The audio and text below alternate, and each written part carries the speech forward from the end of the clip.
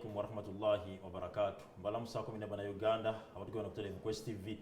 Na wali ku social media platforms ezenjawulo, ali ku YouTube, ali ku Twitter, ali na ku Facebook. Mbebaza okubati mutugobera muno mpu Tamale Mirundi, programs za Facebook ezitukola Sharp Talk wamu n'embuga.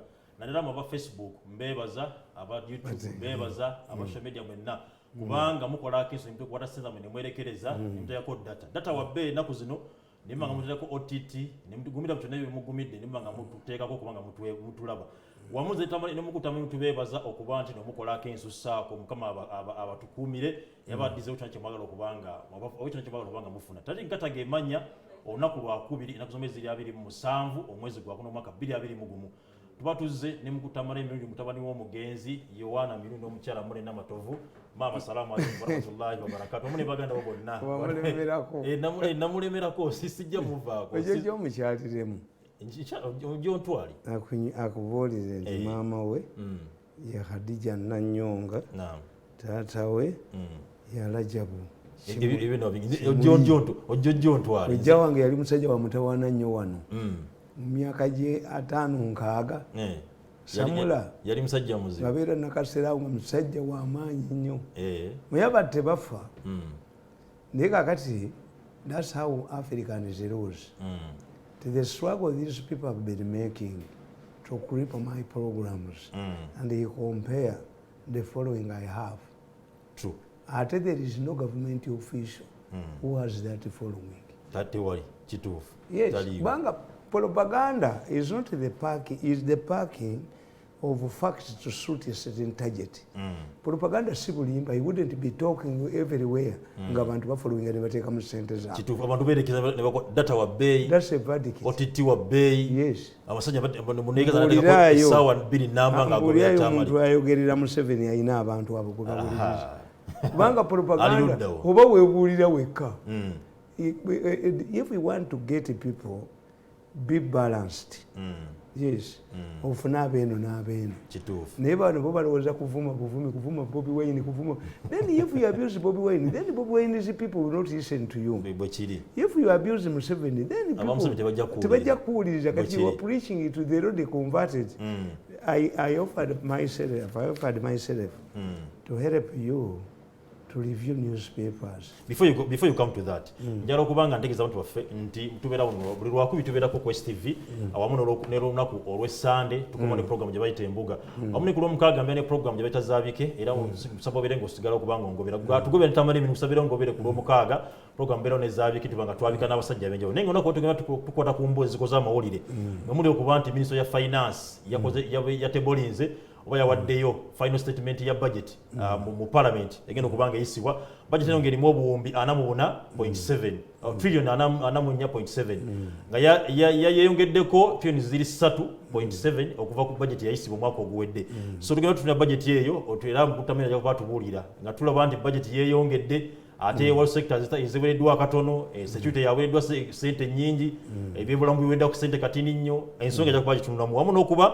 tunatunira Minister of Education ina proposal yagala okubanga ereeta ngeraga nti amasomero gonna omwaka ogujja gana okubanga zasula sente zezimu gwalina private school na gyolina mwina kubanga wa fee structure eri common eri eyawamu mwenange eggwanga Uganda wamu n'okubanga amasomero gonna etaweza ika 5 tebetata kuba nti ogulawo ssomero tebajja kuwa license era tebajjako tibitino wamu n'okuba nti baavuddeyo abantu 30 malama ne bakwatibwa olw'ebigezo byakaggwa bino nga baga babibbye balina engeri gye babitegenyizaamu emboozi nali yakoza muli okuba nti nno omuyimbi ono bamugeredde bingi eyajja wano juzi ekoni wamu n'abakulembeze bamawanga 13 bagendako bagrace nga bagenda kubeera ku mukolo bayitiddwa okuba nti babeera ku mukolo ogenda okubanga balayiza President Museveni ogenda okuba ennaku z'omwezi nga 12 omwezi ogwa May omwezi ogwokutaano omwaka 2021 bituyambirawo ng'eggwanga Uganda wamu n'ekyokuba nti President Museveni ya promotes oba yakuziza aba senior officers nga 40 nga muli n'omukyala omukono wetagala kubanga awulirako Kano Edith Nakalema ne yakuziddwa eddaala yavudde ku Lieutenant Kano natuuka ku Kano wamu n'okuba nti poliisi yavudde n'ebirango egoba aba officers baayo 53 naye nga bagamba nti babagobera kuba bali banguzi banywi ba mwenge bakoze emisango batulugunya abantu tebafa ku mirimu gyabwe era tugakuba tubiraba mukulu Tamale agenda kubatwala mu nsonga naye nga tulina kubanga tutandika mukulu Tamale STV obedda tuweereza wano ensonga za Mufti Menk omusajja oyo oyinza kumwogerako omusajja mugezi nnyo I like him okay yes kubanga amikisinga religion ne social life nze ekyo kyenasinga okumwewuunyako yagamba ti Jesus sigo bakomerera ku musalaba bwekiri era mu busiraamu ffe tukimanye ekyo katonda yali tayinza kuddira nabbi wamukoledde n'amubonereza bwati ekyo ffe tukimanyi tibakomerera ku Yesu tibateekako Yuda Iskariyoti ku kifaananyi kya Yesu bwekiri era ge mazima era nze mugoberera nnyo is an intelligent man omusajja alina abamugobera ku YouTube bali obukadde 2 Twitter bali obukadde 7 Facebook bali obukadde 4 ne banane Christians bamugoberera kuba ebintu byesi bya radicalism ayina logic akujja eno n'akuleeta ku kino n'akuleeta ku kino ate era n'akulaga obusiraamu ensonga eyokubiri mbadde nsaba webaze ku bagobezi baffe kubanze mbebaziza naye naye bagala okulira ku ddoboozi abatugoberera ku mikutu egy'enjawulo bagamba nti free things abantu tebakkiriza free things naye buli lwotegeera ng'omuntu akwata ssente ye n'agula ekyo kigundi naye ne bakusasira bagamba nga pulezidenti batuwe ssente tugule etikiti ate abantu bayingira ate oyina abantu okwata essente abantu bagula etiketi tulina bantu waliwo omwami abami babeeraawo emakindye balina saluni yaabwe eri awo nga ku makindye awo sibakwagala nnyo era kati bataddeko baŋŋambye mbakulabire naye ate nze ekizibu kyange kiri bwekiti enviiri ezange bwe nzisala nzira nayo eka nzizaayo nja kutwalawo era okibagambe okusala ogende nja kutwalawo okusala enviiri kubanga tebukunkumukako ozitega otya jjajja yatusalanga enviiri ne baziteeka mu kigogo wayi akanyonyi bwe kazizimbamu ekisu ogweddalu nze enviiri nabeera e Rwanda emyezi eki akaveera kange nadda nako ak'enviiri muzeyitamu nga oli muzibu ate abo abasaluuni abo tebamanyi enviiri is a very big good medicine ku muliro kasi enviiri ezo zikwata nozokya evvu lyazo teriraba ku muliro yes abaana bayidde omuliro bannange basoni bababulidde nga tuna bagenda mu nsonga zaffe obadde oyagala ku reviewinga walina kyoyagala ogamba mu mawulire awo monitor this is a very good story of monitor because they bawadde credit this is a very good story. What does Monitor want to tell us? Monitor wants who are Uganda's top money lenders? If we abuse those Europeans, you are indicating the people who matter. So the policy of attacking the donors, America and what, should we change? That's why they are telling you. The range of Banga Siao was inserted there by these Europeans. Yes. Abali mu Uganda. Era ne bakugamba balina eno gye bakulaze mu maaso eno nga bamaze okulaga ba donors. You should respect these people. The donors. Top donors. I've not seen the Chinese. Tebalimu. Abachina. But that's a good story. Era, that's where we should look at. Because there are 3 fundamental issues when you did international relations. 1, we cannot do without the Americans. Because once the Americans deny you access to America, all of the allies follow. Have you ever been banned by any country? Why do they ask it? You must explain. Bakuganira ekyokutambula kakati travel ban kuba America sitezanyirwako. Therefore 2, a good budget kyava mu Luyonaani eggwanika lya Kabaka mwe yateekanga ssente ensawo ye. That's where the budget originated. Mu Buganda bagiyita nkuluze ya Kabaka. These are estimates, these are what? Kakati when they tell you as you make your budget, as you are engaged in the battle between America, it's not America alone. Yeah. When they ban you cannot travel to other countries except China and Russia. Zote zina buzibu. Anti ate tebalina kibalina. Ate oba nabo babateekako sanctions. America bateekako sanctions. Hamu yawabira banka. Naga banka ngisinza ssente. Kituufu. Kakati obanga banki baterina. Anti kakati kyenkubulira nti oba America eteeka sanctions ku Russia. Kigeza Russia terina. Era nabaga nti lokwati China. China is the largest trading partner with the European Union. The moment European Union, you fight with the European Union, China bagigamba wolabe. Ebe nakusizinga nayo. Yes. Akatali kasinga kali kati Uganda egula ki ku China bagigobe mu European Union. So indirectly the European Union controls China. Kituufu. And America controls the European Union. The European Union, yeah. So kakati bakugize. So this is a good story for people to discuss as our approach the budget. Era jjo bayinsaitinze abantu naye lwakuba nti empapula zaabwe saturation levels buli munnayuganda sikuga nti buli mungu wa musolo ne bebi bamubanja akakadde kamu n'ekitundu. Omanya ekyo kyekitegeeza gwe mu nsi eziina debate nga pulezidenti agenda kulayira kinene. Mwenye kitegeeza kinene naye mu Uganda bannayuganda omukazi kasagamba nti oye bali bamusanze n'omukazi ali namwesonyiwa. Ugandans don't matter about these things.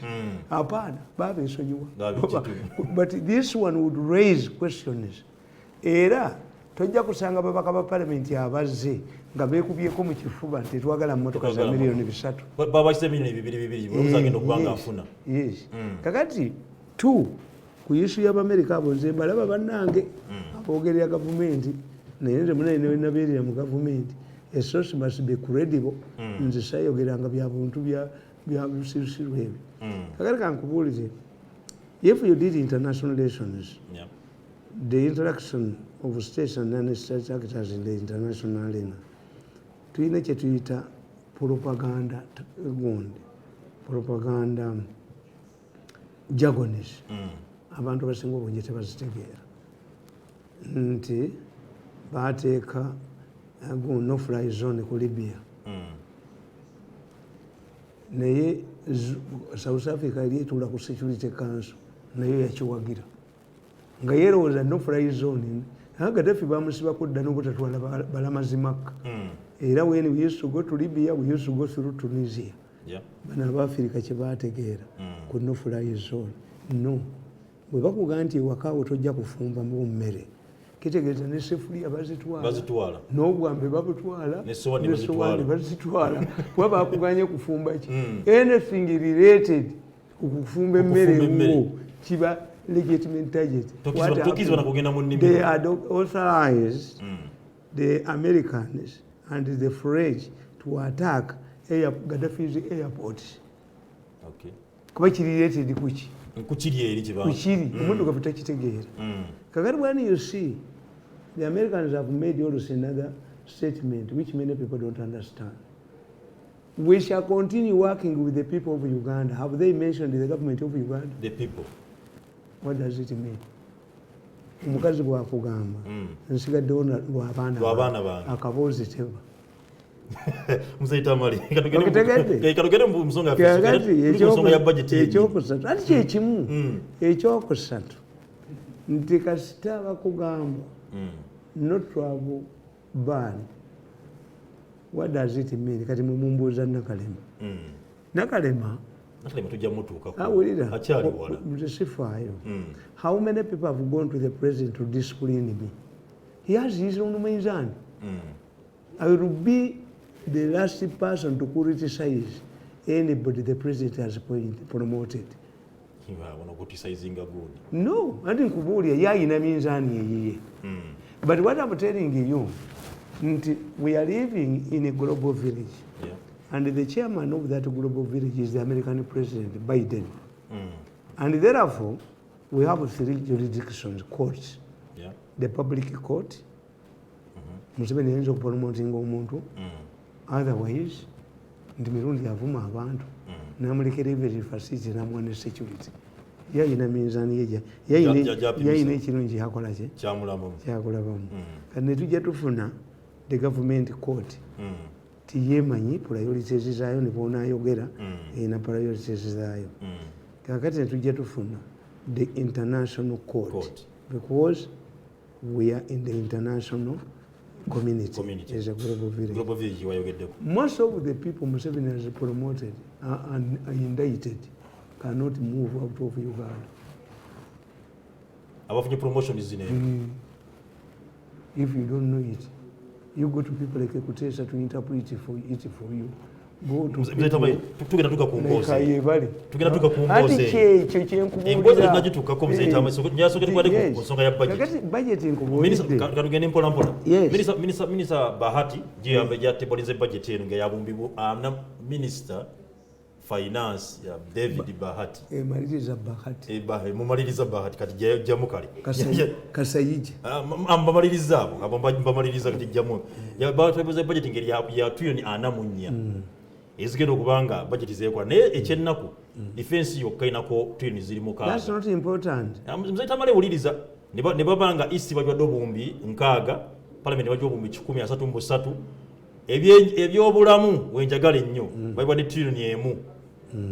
Era nga tujukira bunyi Mzee Tamale twasayininga Abuja protocol nga ensi za Africa eziri mu AU mwaka gwali gwa 2 omwezi gwali gwakuna nga ensi za Africa zonna zigamba zikanya gizina okubanga 15% of their budget mu byobulamu. Ne butuna budget ya Florida egenda okuba nti eyisibwa 15% egenda mu bya security. Mzee Tamale security lwaki sende baradisira ku security okusinga ku bintu ebirala byonna. You see, the government sets its priorities. Yemanyi where money is needed. Money is like a blood. It goes where it is needed. Therefore, normally what you do, a budget is no longer important. Why? Yes. About the petrol stations. Why be a country where panic? They are allocating their money to steal. So once the economy is run by private sector, the government is reduced to only 3 roles: creating infrastructure, creating security, and infrastructure, security, and levying taxes. Okay. Biyasigaze bisatu. Naye bwe yasomanga budget starting with midnight. Price y'emwanyi egyongezezza. Do you expect these are market forces? Kakati what is important now ku budget yaabwe nti bo be bamanyi priorities, because this is not an election year. An election year, we call it a silly period. In the politics, an election year, we call it a silly period. This is when governments kneel before their voters. Yep. Yes. 2, when you critically analyze, you look at Museveni's manifesto. Does this budget reflect Museveni's manifesto? No. You see, the areas we look at. We are not peasants. Kubanga mzee yatusuubiza manifesto eddaka linakwatunya nnyo okuseeka emirimu bavubuka etunuulira mzee Tamale yatusuubiza emirimu bavubuka yagambye abantu natusuubiza ebyobulamu ebyobwereere natusuubiza okuba nti nagenda kwongera ku byobulimi kubana bagamba nti one day baatuyita mu State House ne tugenda mu imperial yaalaawo ne tusisinkana pulezidenti ayina a committee to implement his manifesto. So basajja bali awo bavuga motoka nnene. At one time somebody was probably said ebisibibeeramu. Kakati ne tusirikana aba planning authority. Okay.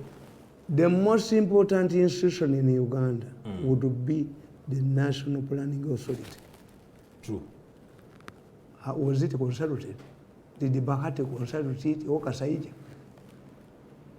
So how can you construct a house without a plan? Without a plan. Gobagambyeko nti owa National Planning Authority ne mu Uganda bamumanyi. bano abasuma bano bamusuula ebbali tetalina amwogerako bahati n'otakwatibwa nsonyi a man who was just away from parliament naye are you agitating to remain in government in cabinet gitutu amasannyalaze gakulemye you are agitating to remain in cabinet.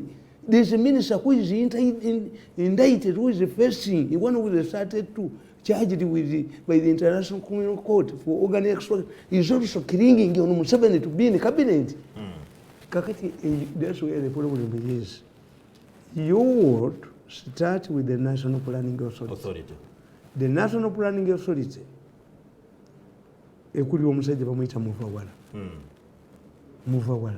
ndowooza abawa problem zikati bagala kumugjayo babahati bakasayija kuba buli abagaana okubba ekifo ekivaamu yes kati aba National Planning Authority bye bakola biyamba eggwanga omutali bubbi kyovula bakasayija babba kati tebaba considering you even a prominent man like me like you don't know even the head of the bwekiri tumumanyi bwekiri bamuyita muvawala today if somebody smuggles 5 years 5 every year they make a planning authority naye singa bakulaga bakati gyabijjawa byateekateeka mu kasayija n'omutwe gwe ne bakati n'obusuutisuuti bwe babijjawa mu kaseera kati wakava mu mbeera ya covid esooka where the map reading who is reading the map who should put down because nabagamba in the communist countries it's the Politburo, the Secretariat that sets up the objectives to be implemented. You cannot oppose the goal, but you can criticize the methodology. Okay. Kakati mu Secretariat sije mujje ebintu. Kakati ne planning authority naye temugijjamu bintu. Kati bintu bya bahati dikasajja mitwe ejja. Igende budget yakajja mu parliament enfunda 3 nga bagigoba. Bakola ki? Nga bagigoba. Mwatu nene be mwatu na mu parliament some of them cannot analyze a budget. Abagenda mu parliament. Kikabe balina okugiyisa. Nga tuyina ennaku. Anti kakati bwe kibaba sali amagezi badda mu bukiiko. Batulayo bana be baguzedda. Ne bayishisa. Nga bakiyisa. Plenary ejja kuki. Because you are very many. When you are very many, under Commonwealth rules, a member of parliament must contribute to a budgetary speech. Naye, bano tebasobola be mwatwalayo boogera ku madaala ga parliament. Bano abasajja bagezi. Batwalayo abantu be bamanyidde ddala. Tebasobola. Ekyo takisobola. Ne babatwalayo. Segirinya analyze a budget. Many of your people cannot analyze a budget. Kati bana abasajja kibavudde batta institutions nti baddira abantu abatasobola ne babatwala mu institutions bazikulire. Kyobolaba nti mbadde nkunyonyola nti how can judges declare that since this man withdraw his case, so court declares that Museveni is a winner. Omusango gw'omutawulidde mwaligambye nti if this man the chief petitioner who was challenging Museveni's victory has withdrawn his case, then the results released by the Electoral Commission are valid. So sitemulaba buwanguzi bateekayo abaabwe anaasiba Mirundi anakola ki omusajja ne muteeka mu Electoral Commission aba European Union ne bamugamba we shall not observe elections if you don't put this ABCD n'agaana eya ego nga takimanyi if European Union does not observe elections tebaba wase togera bafandinga oyo naye baateekayo eyo etulimesa tuli mu kuba mavivi nosanga omusajja ali barefooted. There is no chairman of the Electoral Commission who can nominate a barefooted candidate. Taliyo. Mzee Tamale. Kakati, that's where your problem is. Mawe yagamba nti garbage out. Mawe yachogera. Garbage out. Era nze nkubuulira. Tekane bwoyita abantu bamwa ne mubaleeta tebasobola kuanalyze budget abasinga obungi aboogera ku radio. Atuze ku nsonga ya budget. gome nyine otugambye nti budget nebadde reflectinga manifesto ya President Museveni. Lwaki essaawa ate budget ekyuse muze Tamale mpolampola kino kiraga nti nno President byatugamba abatukwenya byabega mu byakalulu ate ekisinga okubeera ekibi President ye Minister of Finance bwe kiri all of these people kati waki byatusuubiza mu kalulu tebirifekedi mu budget nti this would be omugoyo is a mixture of ebijanjaalo water and sweet potatoes kale weewuunye ebijanjaalo ne lumonde bigula sente entono omugoyo gugula sente nyingi but when one vomits bifaanagana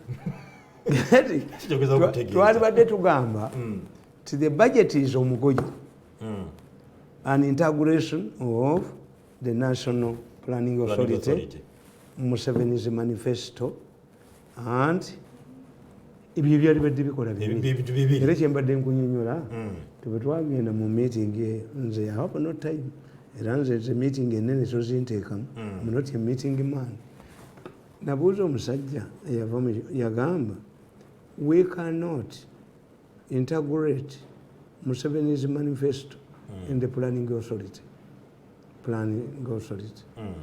oyo omuvaala nga tannagendayo nemutunulya n'ayogera nempanika omukono nemugamba wasoma ku literature no is it relevant yes it is relevant a student who registers for literature registers books era when you register for literature ebitabo byewa registering obutabo bw'okolamu ebigezo ne bw'olaba biri nga birina simple questions you stick to what you registered nemugamba nti like a student, a literature student who reads the registered books on the syllabus, you should be like these people.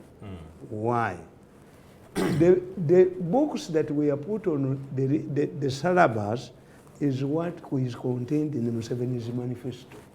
Museveni cannot go back after 5 years and tell the people that the planning authority did not integrate what I told you.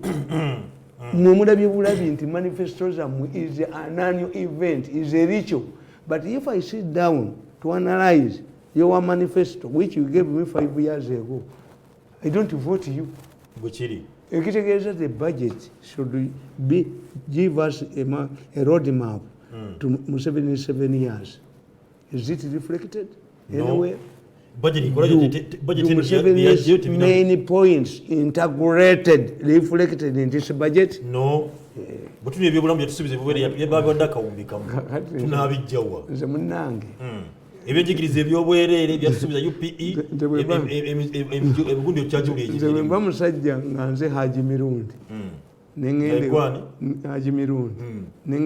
see Katonda nanyamba nenengera ababaga embizi mu lusuku ajesira nawe wamanya sijja kulya however much I remain here they are cooking pork mzaita amale bajja ne yayisiddwa muna Uganda owa bulijjo agifunira mu anti nkubulidde jukira bulungi mzaita gwe manyine otugambye to me the guiding factor obadde otandika oyogere nolaga oyogere nolaga nti batubanja akadeka mu nekindu buli muntu ebbanja lya Uganda litulina ebbanja lya Uganda tulina 56 trillion okubanjibwa buliriza yetubyezeze tubanjibwa trillions obutabalika 5 mumeka mu mukaaga businga ne budget twayisiza sente zitugenda kuzijja okubanjibwa is not bad but how have you used that money because these Europeans also benefit from their foreign aid nabo olumu bakusanga ebintu byebakuwadde biva waabo Bush yajja. That's why I tell the people to invite me at a fundraising function. Muyite a businessman. To invite a minister jewano yetakule mumpale. Invite a businessman. Una ina prominence and minister yabaddewo. What does he give you? Nothing. Kakati Bush yajja wano. Nabaga nti mbawadde emitwalo gya $220 nti gyaki tijja kubayamba ku AIDS kondomu zaava mu America ne buto yava mu America so they also benefit from their aid yatenga Gaddafi bwagende Bush siga yakyalako ennamirembe yalisaddewo $5 $5 bilateral but Gaddafi ateekawo. High Commissioner wa Nigeria ateekawo. So instead of inviting an American ambassador, I rather invite the Nigerian High Commission chief ajane nemitwalo je $1 najikubaawo. Bano tebaziina. They talk about, but Britain, through bilateral, we do this and this and this, cannot donate. That money is not provided for at the embassy. So, kakati okwewola si kibi. Naye anti bazitusonyiwa. Yene mukwewola sente zote bola zagawa. Sente zewola newozo bagazigena mu ezibbiwa nestabula nakola. Kati babikwatidde ekyo mbadde nkunyonyola nti what does this ban, travel ban mean? A travel ban means that your family will be deported. Yeah. 2, if you don't change and you still continue with your arrogance, your businesses will be confiscated and the properties. Okay. If you don't change the Kibariumusi, who never did international relations, then you cannot trade in America. Nabakuba yatusuubiza tugenda kuba tweyagala mu kuva mu sente zigenda kuva mu mafuta era nga kakati nabako batamanyi nti Diamond we Sierra Leone bamufuula blood Diamond n'atagulwa.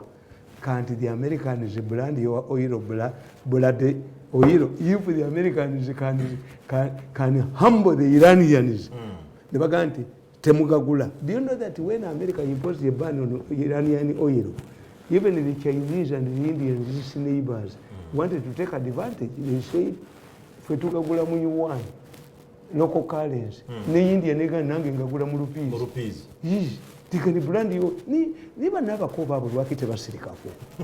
But lwaki babali mu nsi tebasirikako. Ne balekera fa abatabu. Fa abasoma menu. Lwaki balekera fa abasoma menu. Lwaki ebintu bebirekera baba yebali celebrated diplomats bakuteesa eyaliko president wa General Assembly. Lwaki tebabirekera ba diplomats to a diplomatic query is responded to by a diplomatic answer. When you become arrogant, tuyina yochi.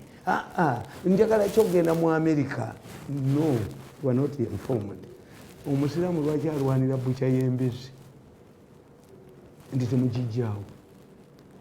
Omusiramu agirwanira. Kitevaawo. Why do you fight to go to America? Why do you fight to go to America? The Pope nalabye abamonita nga bakubi ode n'ekinoonya ekyo kikyambuze bwe bakinoonyezaawo kikyambuzeewo naye baataddewo ekifaananyi is normal in the Catholic Church. Bafukamira okulaga obuwulize eri babishopo baabwe. That's a normal tradition. But the Pope appears in his window, St. Peter's, every Wednesday. How many Catholics go there? But when America imposes a ban on you, it means Canada, it means Australia, it means the Nordic countries, it means not only you. These are Mirundi here. All of those, and two, the American made another important statement, apart from the other one I've explained. The Americans say, anybody undermining democracy in Uganda, kati bo be badefine nga wakuba tia gas tole chengala biye waffe bakulabako ne faalu bwe musirikale go wa police wagana Bobi Wine okuyingira tolete engala biyo. That's why the ban include it starts from DPCs. This ban itandikira ku district police commanders, advisors, ministers, NRM directors at the secretariat. Ibakwatako kitu oleta bannabakooba nze nga ntira mu ddiiro lyange nga nzina nga ntyentebula. Era in fact for me my proposal would be these people would be invited at the swearing ceremony. I know the president, he evaluates the situation, he's an expert on crisis management. I don't expect him to make to criticize these donors. Okay. No, we don't benefit at all. These Europeans, the Americans, are experienced in overthrowing the governments. tebakasuula eyo yokka never eyo yokka ate buli omu bakikolera fashion yeyaayo tigwe imagine. Egypt was one of the countries that received massive financial aid from America. Bwebamala okusuula mu Baraka mukazi w'Omungereza bamuzaayo ye bamuletya katanda nga ayasamiridde bwati Mubaraka alaye waabwe mu region eyasuula Bashir mwana musisi wa chapati muwala in an Arab country a woman tulale yakunga abantu nzaitamika tuva ku nsonga ya budget bwekibanga oyogedde ku nsonga ekuba nti bani sanctions weziri tulabanga ne baminisita bavuddeyo bangi okuba nti baddamu okuba nti boogeraganya n'abazungu basobole okuba nti nno basobole okuba nti batuddiza obuyambi ensonga omunnayuganda mwennyamivu okuba nti nno budget weeri nnene nnyo naye nga te source of funding eya budget nesegenda okuba nti esinga era kuva ku musolo ogwa munnayuganda okuba nti omusolo guva munnayuganda minisita yavuddeyo n'alaga nti nno omusolo gwali gutakumuluka gwaviiddewo ne bakwongera ku mafuta ne ku ngano awo babakwatidde ddala why babakwatidde ddala what these people have started your finances for a long time bamanyi kyosobola okukola nekyotasobola kukola once they cut their aid and you overburden your population will resist. But when it's population is overburdened,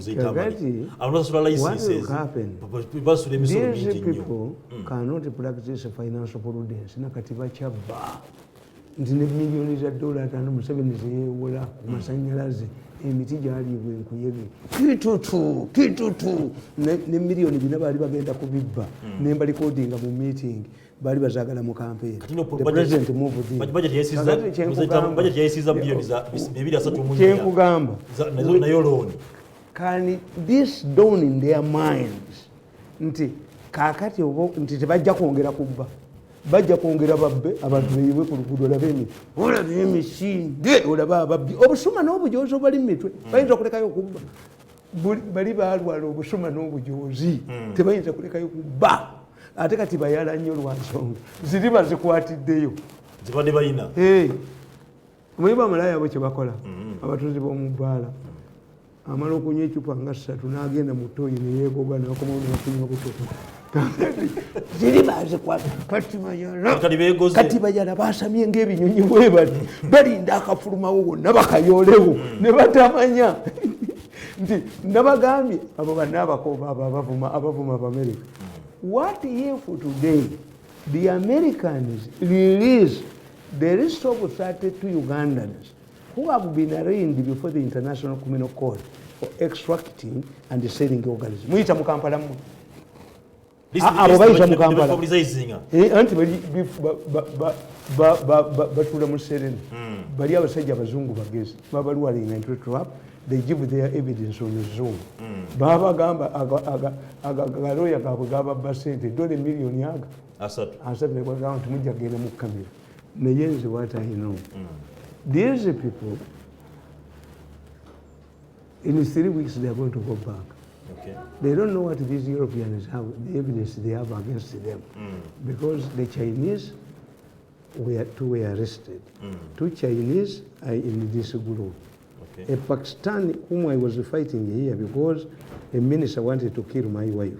Ati kyekyamuleta obuzibu nenkwata essimu nengiteeka mu byuma byange nembakwata kakati era in fact let me clarify in 2 hours ku platform yange Tamale Mirundi official kujja kubeerako a recorded tape.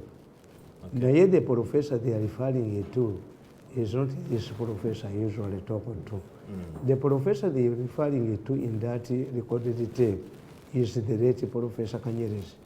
I told you, Kanyerezi came to me and confessed and left me with a list of doctors with whom he was working to extract the organs from patients. Okay. Kakati eddoboozi sirya profession kubanga is being referred to. Naye oyo ayogera mumumanyi ye munnaffe owa bulijjo abadde ali buli wamu wonna atuuza eddoboozi eririkirye oyo wa myaka 36 ne minisita wa myaka 36 minisita naye ayina emyaka 36 gali agasajja gabasajja amagezi ne gabagamba kakati bwe tuba treatinga nga because of COVID.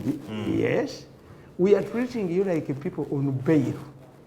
But after testifying, we may consider, you may get fines and what? Gabalimba. Bonna ne batwalenga labizwa muserina ne bawo obujulizi je kubira akatambi. Ojoka kubi. Kali kagamu. When you compare these European lawyers, the European lawyers, they have to smart our lawyers. Yes, these are international criminals. Kakati kyenkubuuza kasajja gwe. Do you have a case before a local court? Why did you hire those Bazungu lawyers with that accent? If I play that tape, temuduka one. It does not pay you to engage with the Americans. If the Americans today release a list of people who have billions in America, starts on American account, temuduka one. Ntemujja kusodoza abantu wano. But this is public information. They have imposed a ban on you. The next step is to confiscate your assets. And that's why you should be very careful. Why have they revived this Congolese case? Believe President of America, yakubira kabaka wa Dubai, tewabawe ekizimbe kya Uganda ekikyuka. Nakubira Uhuru Kenyatta, tewabawe ekizimbe kya Uganda ekikyuka. Nakubira Ramaphosa tebayi ekizimbe kya Uganda omuyende Kenya wanti bayingira nga wababye n'okulosinga ebusi yobawema tebayinza kugoberera mzee Tamale gatumeze ensonga ya budget. You cannot overburden Uganda abantu nze bakasajja sibanenya. Omukulu David Bahati yalese proposal yali yayisiddwa ya bilioni 234 zageze mu UDB. Naye na proposal endala yalese proposal endala ya trillion yemu gamba nti ministry ya finance yalese proposal ya trillion na Bahati tyo nemu n'obukadde lukaaga basudde eggwanga naye nga bagamba sente ezo Kasayija ne Bahati ba practicing bwatu kolo vodo economics. So please Mali. Kasayija and Bahati are experts on vodo economics. They are out of touch with the population. Let me tell you. So okay, tusende zibagala tyo nemu n'obukadde lukaaga za kulipyalinga gari ya lugudo lwa gari ya mukka na kusimba miti tyo nemu n'obukadde lukaaga isente ze basaba loan gye baagala okuba nti government nayo ejiriye. Let me tell you. Abo abasajja bali out of touch with the population. Why? Nti buli kintu kyonna bakikolera mu bubbi si kuyamba ggwanga lyabwe. And because they are out of touch with the population, nabaga ntulina kye tuyita open indicators. Myamuke ndabolinga mbeera mu bagagga ne mbeera ne muki ne mu baavu. That's why I cannot go into exile. You'll find me ewaffe kalagala nga ntudde n'abantu waliwo wano gyembeera omusajja baava enamasiba nga basibye obukadde aga Mirundi cannot be outside at this time nga tewali barracks eyaawa naye mubufirire waliwo amanja if you kill me they kill you kubanga tewaliwo opposition yanoonya abanoonya okunzita mu gavumenti the mafias have hit left right and nembafuwanga omulere nembateeranga engoma nembateeranga na mu njolo ate ne international community is showing on them tebasigina kibasobola kukola kakati ngamba if we want to know the poverty in our country obwavu genda mu bibuga byonna obuuza ab'amaduuka nti jjinja ki erisinga okukola ku minzaani. Waliwo erya kwota erya haafu ne kilo n'ogamba omusajja atunda ennyama nti ntemera kilo 5 akuddamu n'akubuuza nti ogambye otya ejjinja lya kilo 5 tiririiyo kyewuunyo omuntu wagula kilo 5. Yes, ewaffe waliyo sukaali gwe bayita lutunku. Lutunku kitegeeza nti lyeddagala lya nanyonga ery'omukyalo nanyonga lyagabanga yakabanga kajiiko kati lutunko manche kitegeeza bakwate amajani agakira ebibiri ne bagateeka ku minzaani ne bayiwako sukali grams ebi ate bagulira mwana alwadde lukusense. Subhanallah. These are open indicators. Enako nga buveera obusinga okutunda obwobulaku parking kana kati n'emyaka 10 abo businga bahati oyo bahati n'obukooti abimanyi ebyo alivinga mu bantu bali ku blue whisky. That's why nti eggwanga can explode omulundi gumu ne badduka. The moment you bano ababaka ba parliament, they also out of touch with the population. How many go back? Bagula emyaka 5 tebaliyo. That's why I tell them nti I'm not an assistant to your MP. They ring me ekino ewaffe batuko kakate ekyo kimu. Ekyokubiri nti do you know how many vehicles remained in garages because their owners could not babazirekayo abaana bazizanyiramu emipiira nejavunda emito mu motoka javunda. Bahati ne Kasayija bamanyi emmotoka zibali bagamba okujjako emitwalo 8 eziremedde magalaji. Abasajja abo bakimanyi ti abantu bangi tebasasobola kusasula renti. That's why these younger people are bitter. Bo balowooza ggula nedda tojja kugula kubanga omuvubuka ono omwana ono ategedde nti bw'omugula renti sijosasula omwaka omulambo b'emyaka 5. That's why they are violent. Babawa 15,000 ne bayiika mu kibuga. If without money abo abaana tebajja. Babawa 10,000 ne bayiika mu kibuga. Ffe abatambula mu kibuga uli akwata bwati nakwata. Omusajja omu yaŋŋamba nti taatawo namulabyewo ng'atudde. My father died 20 years ago.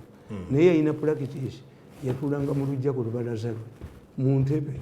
Mirundi nga bw'omubuuza ng'oli mu luguudo tayanukula kamuniyala. Kakati baali bamumanyi nti waatuula. I found a fool in Kampala munayisewo ewammwe munakaliisize kubanga nti nayisewo ewammwe nga kitawo waate naye manyi kyebatukola kwata mu kooti ngende ngoba mu kibuga banoonya 10,000 meka n'owa omuntu nze mbeera ne sente zange empya mbeera nembya nzikwata nkadde mbeera na sente nje sikwata za bisiraani ze bamaze kutwala mu toyo kuwandulako malusiki. I'm always moving with new currency. Manya nti ne bwe babanga banzibye enamba zazo zimanyi ngenda kudduka ne mbagamba ajja okugula wano nga yina enamba eno n'eno bazipye wange.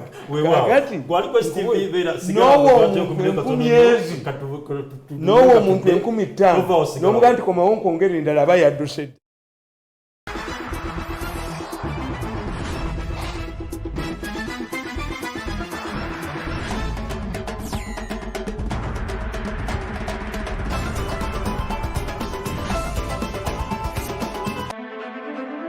STV Select for Fun.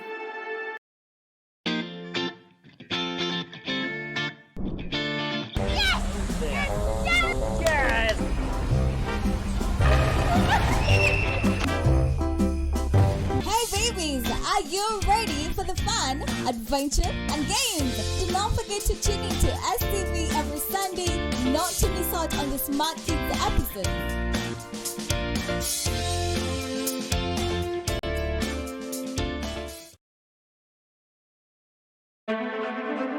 STV Select for Fun.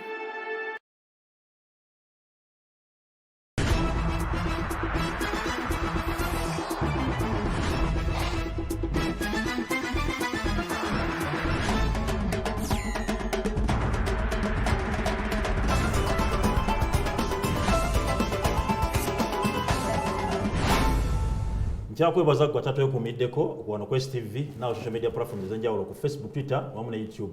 Oli wabbeeyo kuba nti nno otugoberera. Naye nga tukyagenda mu maaso emboozi ezaakuzendera mawulire ngenda kwatunya ku nsonga nkamalizira obuntu bubiri open indicators mu dakiika mu buseke mubuuza abasajja abalina ebizimbe mu bibuga oba basasula rent. In fact, do you know why? Every town you go to there are mala queens bino biddole. Once you see a mala queen mu kyalo, it means eyali akola eryo edduuka lyavudde Kampala. Ugandans have been surviving on the informal sector. Obutali babulumbi. I was told you see, for me, when I raise an issue, I'm taken seriously.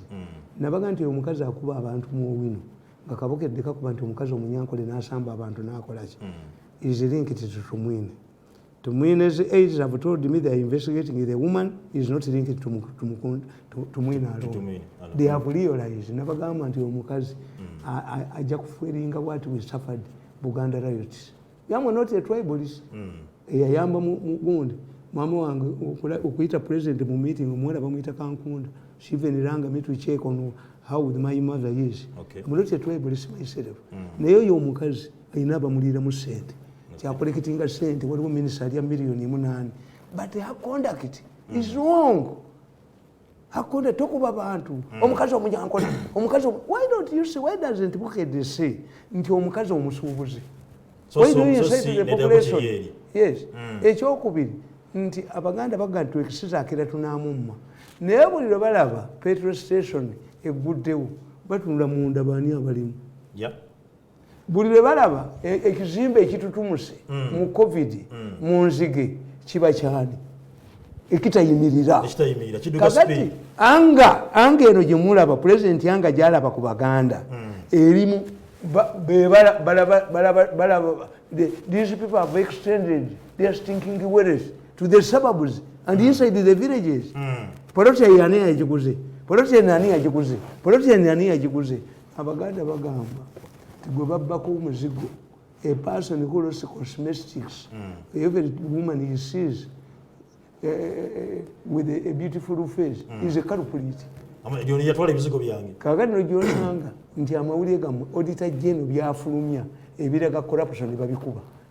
Diana n'agenda mu parliament n'abawuliramu 10 billion nazigulamu ebinyeebwa. National interest nga n'abasawo babanja kituufu nga nabana ababakolera ku kalulu babanja nga n'abakola simanyi abapoliisi ani babanja.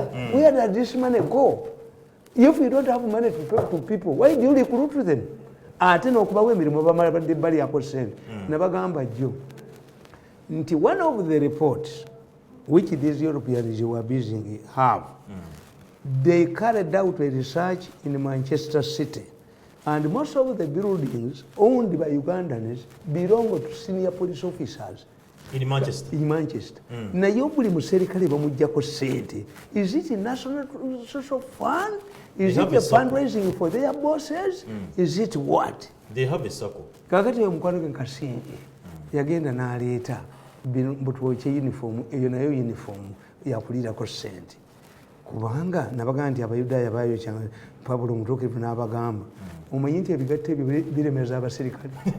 Ask them Kasinje abaserikale bagenda kufuna elefantiasis ebigatto bimanyi oba baabijjawa oba ani yali abimanufacturinze n'abitereka ebigatto ebyo nabirabanga Rwanda ku Habyarimana ebyabafalansa ebyo simanyi bagandamizi n'obireetera abatrafiki bonna bajagira bujagisi bati bonna. Ask these policemen ebigatto ebyo bisiba omusiwa kati erabika sitooko balina gye bagijja baleeta ekyuma kya kansa bakijja Romania nga kya second world we kiri mu museum katubakubireko mu ngalo mwagala eggwanga lino eggwanga muli. We have so many patriotic Ugandans who are in charge of this country. The Minister of Education is proposing okubanda amasomero gotandika next year era kuba ne fees structure kyagayemu akali private alinga somero bwati liweza ika 5 ita wanakugulawo. Let me tell you, there are 3 factors. Ekyo kiyambireyo ebyejigiza bikola mu Uganda. 3 factors. You would first improve your schools before you talk about private Which schools? The government schools? Yes. Naye abaganda baga nti bukookolo bugayana. Who stinks more? Even public schools under government, their buildings are collapsing. True. Nze wenasomera government school yange bagijja nabo bagigga. 2. You decide one system. Nyerere killed the private schools. He said, no, I cannot divide my people. Even if you go to Europe, public schools are there. But you cannot say that the President of the United States yava mu ssomero ago public schools balina zibudo zaayo. If you go to Britain, you say Churchill Hill, bakugamba major yasoma by correspondence, but others come from specific schools. Yes. Kakati mmwe tu amasomero ga Uganda gonna tegakolera ku syllabus emu. Waliwo amasomero mangi, especially those schools that accommodate foreigners. Bo tebakola UP.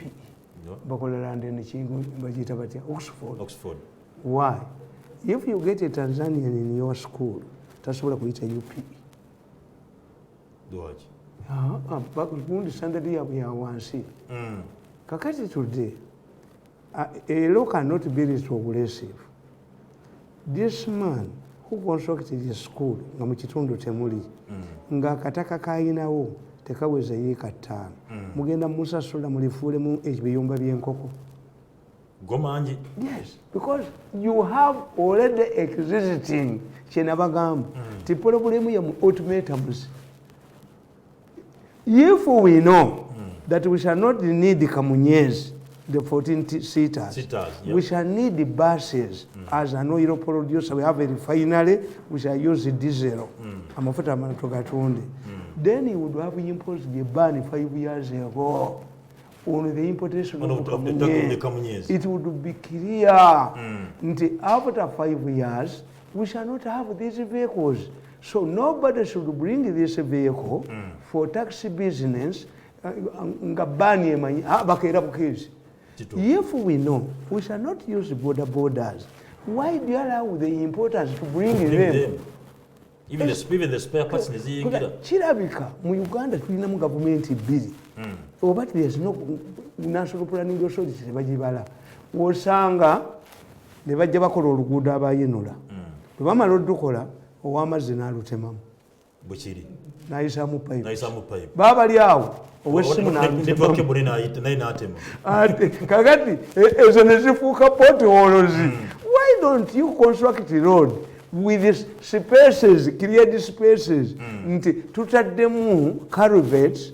Anybody who wants to use an underground gundi era kyobula nti omugisa omusajja wa water mugisa mwebazaako ebintu ebyo yagoba kolera mu Uganda mu rainy season singa ekyakubya yiga yali meya wa Kampala kolera enkuba yatonya kolera taliiwo we drink piped water era bali bagala omulwanyisa nti amazzi gali contaminated I came up and defended him. Ekyokubiri bali bagala okubba ate tebagenda balinga bibe era ettaka ly'omukazi gundi mukyala Kristo mukanyakanira balibbi bwe bagenda tebagenda okujjako ng'osuddeko omweddalu oba n'omuyingiza tuleera lyeddagala lyokka bulogo bwe bubasobola naye bwe baba bakuyiikiriza kakati mugisa bagamba mutugenda kuyisa waggulu soifulayo mugisa n'abaga nti nze payipu ezange ziri wansi structure y'abaana eri waggulu teyafekitinga ki payipu zange ziri eri payipu zaabwe gundi kakati you see gundi education eyo mu generalizing ekizibu kya education nabagamba nti Kakooza si yalikwatibwa gye bujja Kibengi gwe bajja okusimba Kabangali Kibengi is the man in me yali mu ministry abantu baddusa abana bakuva mu Kibengi wanudde bajja kulabako Kabangali nga olinga embuzi ennume nga bakukozesa baddusi the key players are never seen badu over MPE schools what take private schools aleka tigogamba nti private schools ogenda kuba nti ozikola ki if you have failed to solve ebijigiza biragawa if you have failed to solve one thing ng'ebigezo bifuluma ani abifulumya mulinga kamayinja bamuyita batya Kamabali ye amala okudya abakozi be ne babba eddagala n'alumba farmers sekuba mutayimba mu mutwe sekube mu farmers yange sekubiramu ennyondo mu mutwe nze nalijeeyo era kusonga ebibuuzo bakwata 30 bakwata naye anti damage ewedde ekyo nakyo is an embarrassment ebibuuzo bino ani abivunanyizibwako era okubba kuno ebibuuzo tubulemingaani who prints them who prints them because even that one, what you don't know, schools are commercialized. Nti abasomesa bwe bayisa abaana nzimbalaba kuba nze tosobola kunnemba Super B simanyani nedda nze abaana bange mbagamba nti bw'osukka obuna tombuulira wakudde kasa asukka obuna naye bawanika omwana wakusasira nga wa 14 ababukedde bawanika 16 obalabye siriya fona oba obalabye ino kakati abasomesa abo balimba buli musomesa ebigezo olufuluma ne beetikka njikuliisa embisi mu office you cannot let us judge abazadde mutegeere okuva kati yefu abasomesa abo battente ne bayita embuzi ne bakola ki ask them the balance sheet of the student you celebrated nti bayise tubuulire gye baalaze yo ministry yakikola ekigenderedde nti let us make harmony buli omwasanyuke simanyi yafunye bumeka yafunye tubuulire gwe abasukka mu buna gye baalaze good schools which schools so naye ekyakola obubi nti okujjako abantu ngaffe because for me I do things in a good faith. Era ekyo nekigambanga nnyo president. Did you say it? I said it. But I said it in good faith. If I made a mistake, I apologize. And Museveni listens. Kakati, ministry erimu facility of criticizing God. Can you organize a symposium to discuss education? Can a committee of parliament discuss education? It's not easy. This is African politics. Have me facility. Kuba mu Africa. Okuwabula kuba kuvuma alabye kabaka mukamwa kabaka atalaba omukamwa lwaki kabaka egundi omumwago teguli mu mutwe nga yijja ayogerera abantu balime eggulamo kakati African politics this way we need a thorough discussion an open discussion of education naye fire brigade methods cannot work. You cannot use fire brigade messages. How can you unify a school fees if you don't provide anything to this private school? Tamale amasomero gawo musoro. Bagajako emisoro emingi ate government yenyine ebirenga yekopozanga ne fees beno kubanga where do you find kana emirawo gatya? Where do you find the price controls in a free economy? In a free economy. Government yalimo okuba nti netwalo obulanyisa okuba nti esomesa abaana. Amasanyalaze gatuse ku unity omutwalo gumu kakati are you providing akawunga? That's why mwekimutamanyi tulanye private nze byonna nabibeeramu amasomero business nzibadde mu biki because I graduated from stinking poverty to where I am. I was a newspaper vendor. Teri kintu kisimanyi wano bwe kikolebwa. Kakati amasomero ga private ekizibu ekigaliko. Oyinza okuba nga mu kibiina oyinamu abaana basatu. Oba ku erevo oba ku gundi. But you don't need one teacher to teach all the subjects. What does it mean? Expense kusasula teachers. Esukulu eya government. Even if you have two students or people, the government will provide the teacher. This man started this business, this school, not because of charity. No. If it is charity, how much money do you pay to missionary schools? Okay. You gende ebuddo. Oba ekisubi oba St. Mary's oba Kitovu. Bajja kuga ekifo kyote kikuwadde naye sooka otwale foomu eyo. Requirements tuzirina kituufu. Mukwano gwange omyetwalako omwana we ekitende awo. So, instead of a few bureaucrats, Kasayija ne munne Bahati, kati abakasayija abo mbayita bakasayija. Mu education mulimu kibenge be bakasayija. Gundi buli wamu wonna bakasayija. Akasajja n'olaba omukazi owa City Council ng'agoba omukazi we Kawolo aleese kasooli we. Kasooli atambula n'ekisawo kye. Ebikuta abiteeka mu ki? N'olaba owamenvu akamu ku busajja bwange buno obutambala ngatto kajja mu kibuga kajja okundaba kagati mbanka yisa mu kibuga ne kalaba City Council nga bagoba abaana ab'ebinyeebwa ne kaŋŋamba naye abo balalu nti nga si balalu kati bagoba baaki ŋŋambeko muzzukulu wange ajabitunda wano ate mwe temutamanyi City Council enforcement people die every day.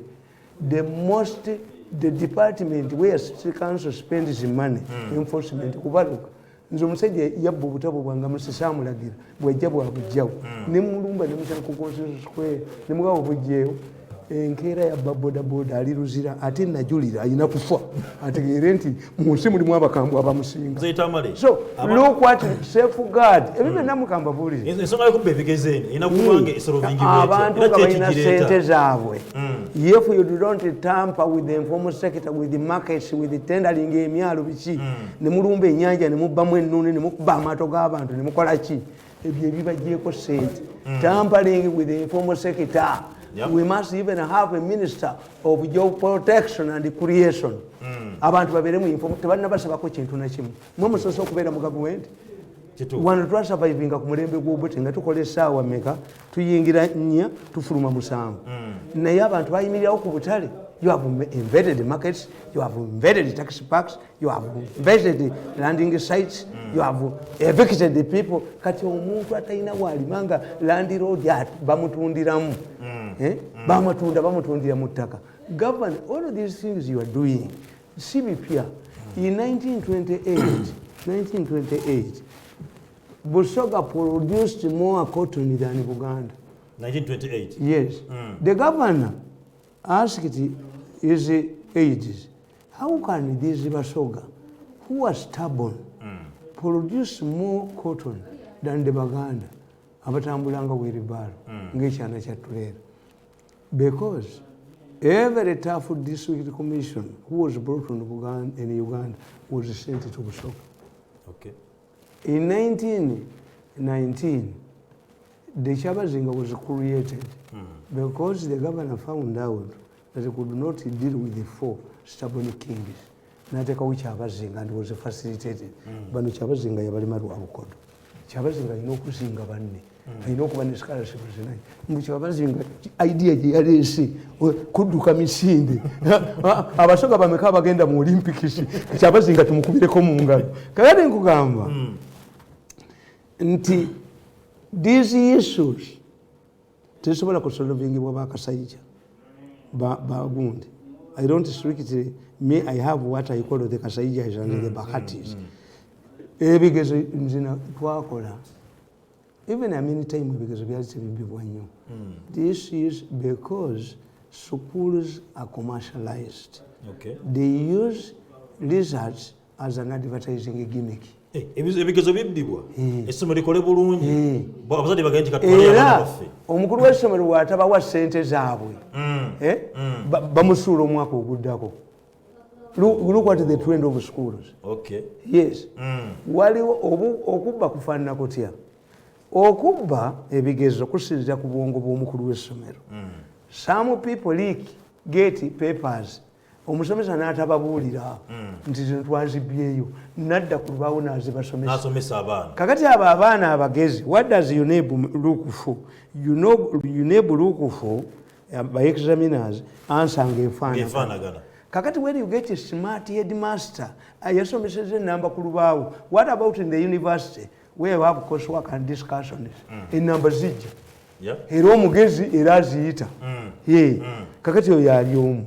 Kane wabaawo ate agula bano abazokkuba invigilators n'abagula bakuppe abo babakwata kubanga babakolera. Kaka era bwe babanga baguze ba invigilators abo bateeka omuntu zino emmotoka zaaba ne zijja zirawuna ziri ku mobile zibuulira bano ate kuba is a lucrative trade. Kakati wabaawo ayina ekide akuba ekide nti waliwo abazze oluyinvigireeta nalyokaengalabiye neyetawula ku ssomero nakola ati unless ekenya bagamba ekenya omwana baali basula mu quarters zezimu lizards nezifuluma ng'omu yagudde yayise bulungi nnyo. The organized a party for the other one. This one hanged him herself. Eyagudde yalaba nga attention yonna eri kweri. There was a proposal nti lizards zireme kulangirirwa. Ekyokubiri ab'ekenya kye balina era kati lizards zalaze public schools zakoze bulungi. Abasajja b'ekenya bakugamba nti bw'oba omwana wo teyayita mu UPE ate ku masomero gaffe agasekendule togendamu tajja gwewasalawo olina sente ezo naye kakati nze ŋŋamba omwana ayitidde mu kasomero akabi n'afuna first grade ate n'omutwala mu ddungi eryamugaana luli ku senior fo lyamugaana limutwala ku A-level. These things don't need ultimatums. These things don't need excitement. These things need people. Mwe muli mu gavumenti, muli mu mamotoka gammwe, agabbi ge gabatuukirira, agabbi ge gakola ki. You don't solve, a mafia cannot solve problems. A mafia diverts, a mafia takes advantage of a government policy. Nabagamba, tekati kasoli temulaba, baali bagambye, ayina kubeera cleared by GUND, the National Bureau of Standards. I asked you, if the National Bureau of Standards was not considered as a serious item during COVID, where you had to give money, to give people food, before the National Bureau of Standards comes in, mujiwadde machine empya, will the schools and other institutions wait? Baali basazeewo amaduuka agaabwe gokka era bajja galistinga. If you want to buy gundi ogenda mu supermarket gundi, because they don't operate on business acumenship. Bw'oyagala egundi ennyanja ogiwamba n'okuba abantu amasasi n'obakuba amasasi n'obajjamu ennuuni, lwaki gwe mukasa nedda muserikale gwe ate family y'omuwova bagimanyi. The man was being terrorizing the lake. Family y'omuwova bagimanyi ne muganda bagimanyi. Abavubi bakulinze bulinze kukwate ng'ekyennyanja kivudde mu nnyanja. Ennyanja gwe mukasa habbe ennuuni obba ennuuni y'abantu gwe mukasa. President n'agenda ku myalo egyo n'agenda ng'abuuza abantu tabeera shocked. Ba widows ne ba orphans be batidde mu baba be batidde mu nnyanja, ab'amagye abakazi be bakwanye ku baba be bakwanye olw'okuba baba tebakyasobola kugenda mu nnyanja. Museveni alina ne support y'amaanyi nnyo. Abaganda baga nti ennyanja tejjula. Singa Museveni yali talina support singa yagwadda. Kuba effort yonna yonna gye bakola ya busuma ya bujozi naye nga tebamanyi has a bearing on this. Okay. Bannayuganda tebaagalako byabwerere. Ku President Museveni ennaku z'omwezi nga 12 omwezi ogwokutaano kyakasiddwa nti agenda kuba kontroliza president omupya era nga omukolo ogenda kuba gubeerako abantu ab'enjawulo era nga president abantu abayitiddwa ku bamu ku bakungu abayitiddwa okuba nibabeera ku mukolo ogwo. Genda kuba president Uhuru Kenyatta ow'e Kenya, omukyala Samia Suluhu ow'e Tanzania, omwami Ramaphosa okuva president w'e South Africa, Salva Kiir okuva ne Southern Sudan, Paul Kagame ow'e Rwanda, Felix Tshisekedi okuva e Congo, omukulu Theodore Obiaga okuva Equatorial Guinea, omukulu Mnangagwa ow'e Zimbabwe wamu n'omwami Edgar Lungu okuva e Zambia. Bagenda babeerawo ku mukolo okuba nti no babeera nga President Museveni alayira wamu n'omwami Ekon omuyimbi agenda kuba nti abeerawo. Omukulu obadde ogerawo neno tulaze nti nno oba oyita abantu ku mikolo giyita abali konsana abantu bano abayitiddwa okuba bagenda babeera ku mukolo guno balina mugaso ki tubafunamu ki African tradition, African solidarity, we are members. Abantu we bakulabira nabagamba nti kasita mufe ewammwe n'otalaba muwalawo ng'azze ne mulamu we omuwerekerako bufumbo bufu. Yes, abaganda bagamba nti obuko obunaafa bulabira ku ssonsa ku mukono gwa mbuzi. Essonsa tuliyita mukono gwa mbuzi.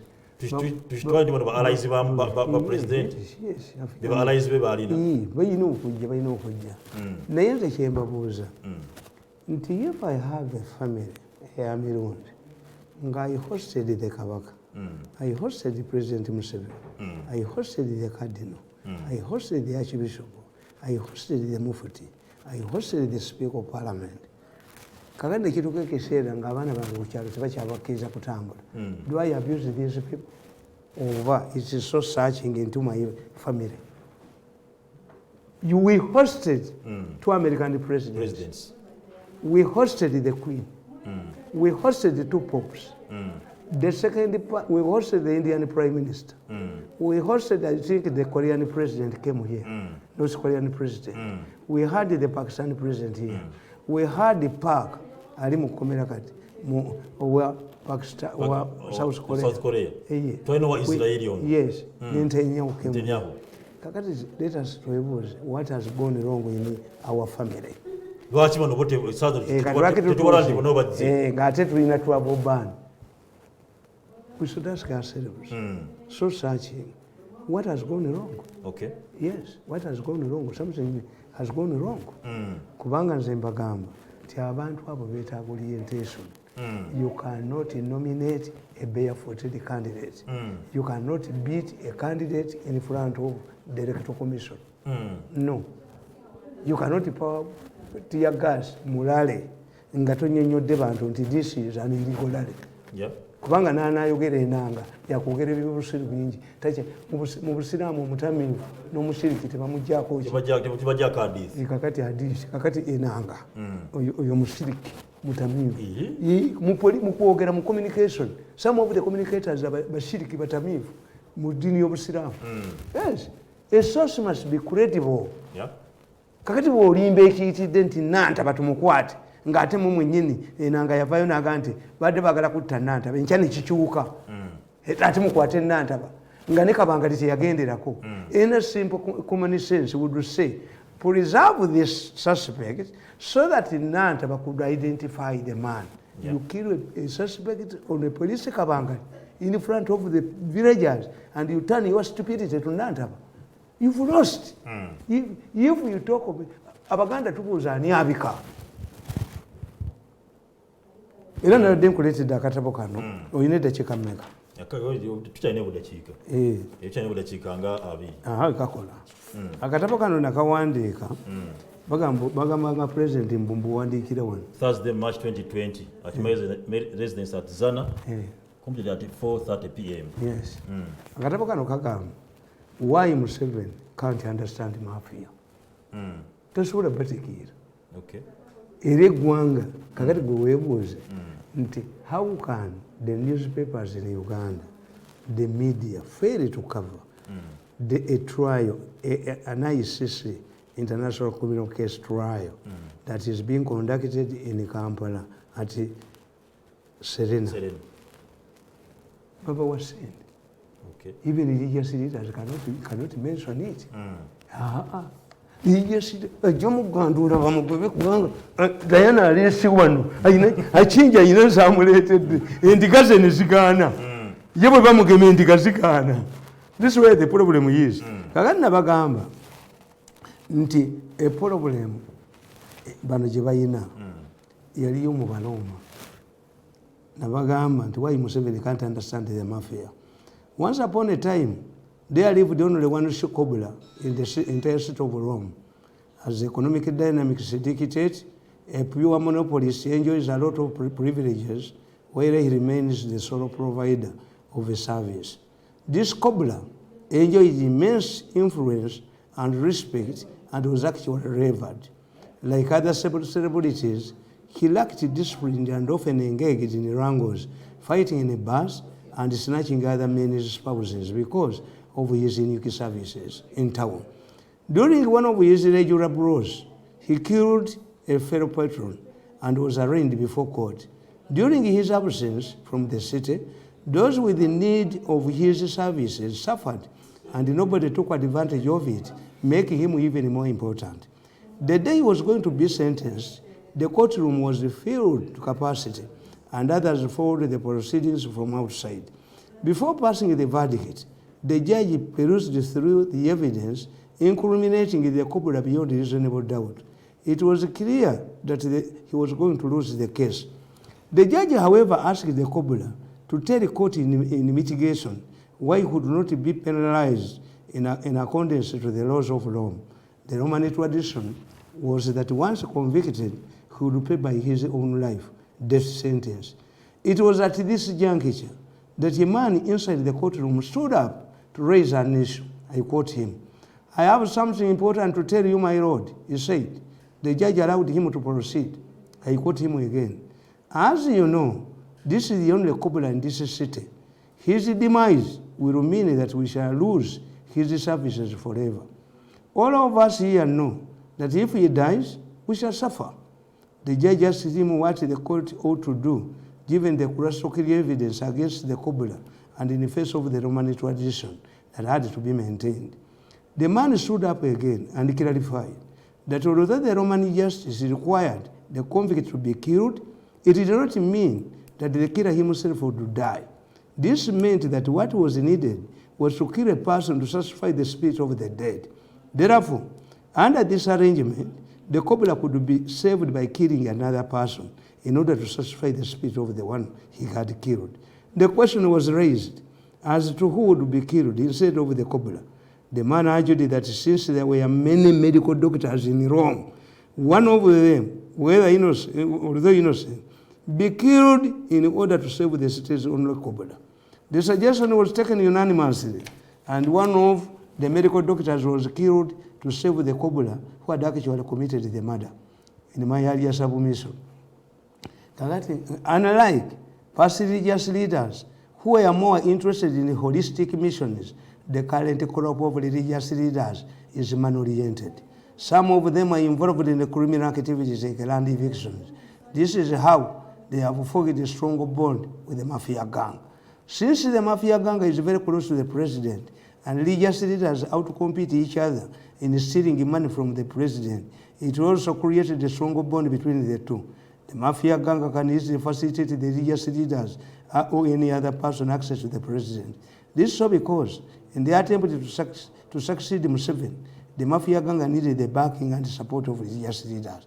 Religious leaders who are expected to protect the public interest, just like past leaders, have joined the mafia gang. In case of kakati nkubulya ne gamba nti batta kobula ye yatta omuntu ne bagamba nti kobula bumumutta ani anaakola engatto kakati ne bagamba mutteyo innocent dokita kuba bo bangi kakati bano oyo side director akolo ye principal gyakolerako bwe wabaawo ababbye ssente z'ekatosi akwata byandaala after 5 years byandaala ne bamufoundinga innocent naye nga kuba omulimu gugenze bwe babba egundi balumba Bank of Uganda ne babba bokka bagoba omusajja omunyampi malinga nokulino neyebuuba nga emigugu gyambiri na Mandela bayoola malinga nabana abanyampa ababiri katugwako abakukumba abakiddwa kuba nti bajja kubeera ku mukolo president alayira bagata kikugwanga kakati kankubuulire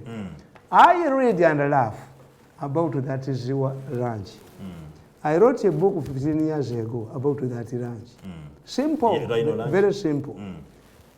Captain Roy imported those white rhinos himself and established that sanctuary there on his own money.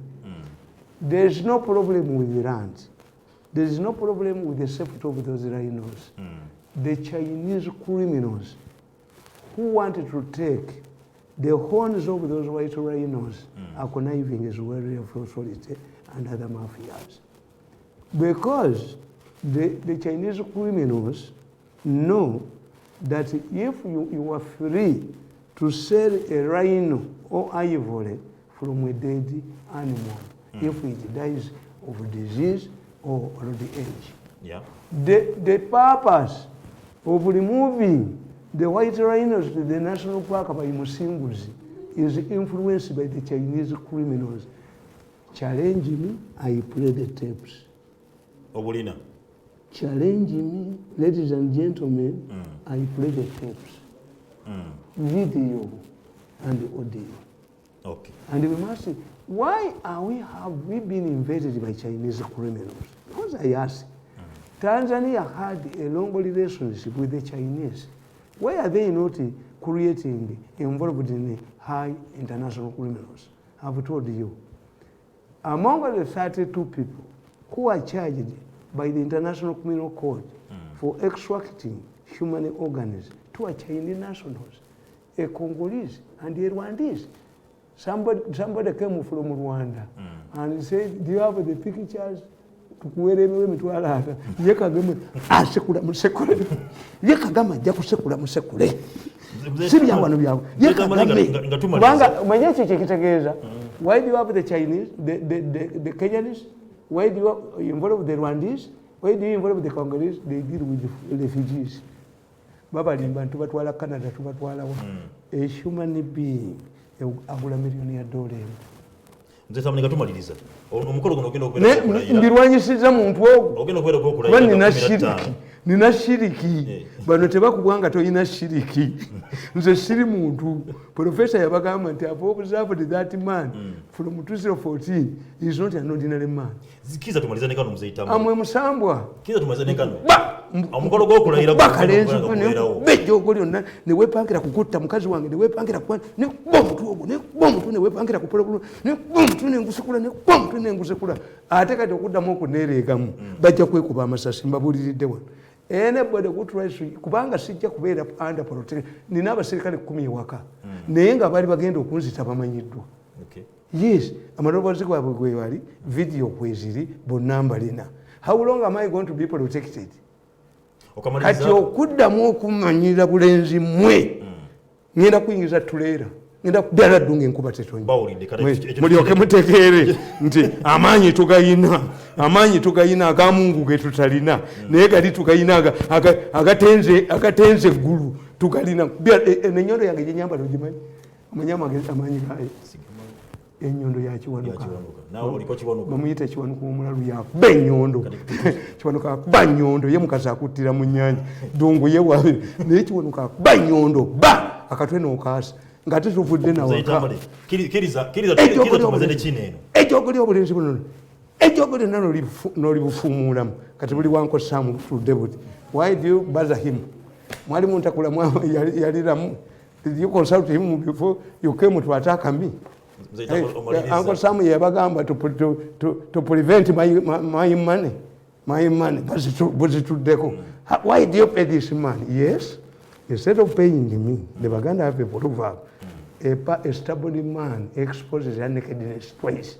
Bagatula bulungi wesi nti atenezia ntia kakati instead of paying me the 5 billion you confiscated, you stopped me from coming to me. You have so far paid $18 million. You are looking for donors from Oman, money lenders, and the lawyers are demanding an additional $12 million. Kati singanze mwamusose singamu akwate bilioni zange 5 ne buzimba singana bafaako da mzee Tamale bawulidde kakati nga tumaliriza wadakika kamu kano ngawe tubali twogera ku mukolo gw'okulayira omwogezi w'amagye yavudde jo flag the Baker Soda n'ayogerako eri eggwanga ng'alaga nti waliwo akabinja akayitibwa Time is Now kali based in South Africa kati okubandika gamba tajja kulayira era bagamba bagenda kakurashia ebyo byonna kasonze ensimbi nga batuze ku Sun Hotel wansi mu Victoria izibira obukadde 5 bali batekawo ku bantu ebyo bya bulimba. If Ramaphosa is coming here, it means you have excellent relationship with South Africa. Nera mu South Africa banayuganda bafudde nebabiranga banayuganda mzee Tamale mpuliriza banayuganda bavudde ne bagenda ku sisi ne batambula nga bawakanya okulayira kwa president. Yes, but sabotaging an election if you say that kubanga bo tebaweyinga bigambo byabwe. If you say that people in South Africa are organizing to sabotage the swearing ceremony, security in South Africa is to President Why? Do you know that during the swearing ceremony, President Museveni, including the Nigerian president, I was summoned to Nigerian court to testify for the minister Bamugoba.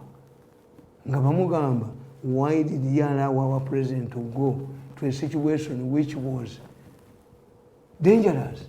Kakati ono byekuwaso impact yakyo takimanyi tebamanyidde kigonde channels. Two, security yonna ebeera fanya fujo woone mu Europe olabamu abakalakala ne mundu. Yes, if you have known the information, why don't you correspond with your security people there in South Africa? Two, when are they collecting money? Bana Uganda babbi nabaga nti akamyu tekayinza kuvamu kidomola kyamata nimbaga ayina Ugandans oba kabaka mayika yatambulanga ebulaya nga tajjayo said how could Ugandans buy an armored car for Bobi Wine? Kakati when there is South Africa people in South Africa fetwakirabangako wano abaganda bakunganyanga sente nti bazitwalira muteesa naye nga bazibbira wano.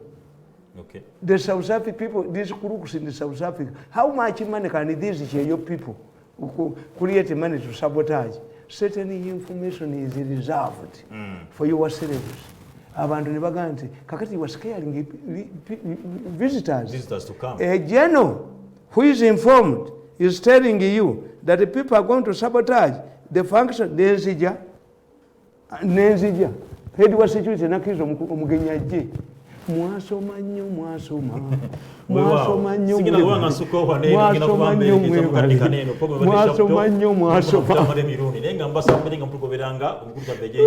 what will you reserve for yourselves? Eranga nyongera kubanga mujja tubeera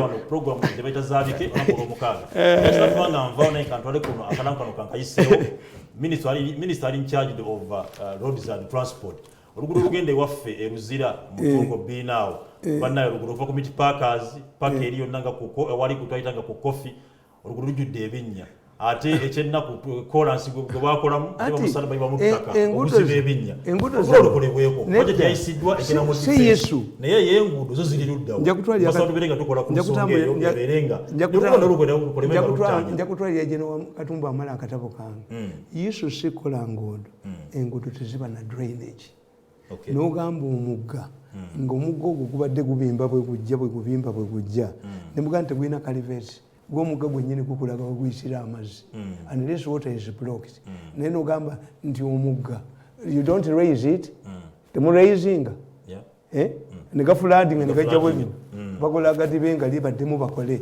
Minister ali in charge General Katumba Wamala oluguudo lw'abantu bange ab'Nakawa olubatwala Nakawa ewaffe gyenva lukolebweko nabo babeerenga beeyagala tali nkataga emanya omukama wange tuwedde sports egenda okubanga ebaweereza otovaawo sigalawo obeere ng'otunda mu nsi y'ebyemizannyo. Assalamu alaikum warahmatullahi wabarakatuh.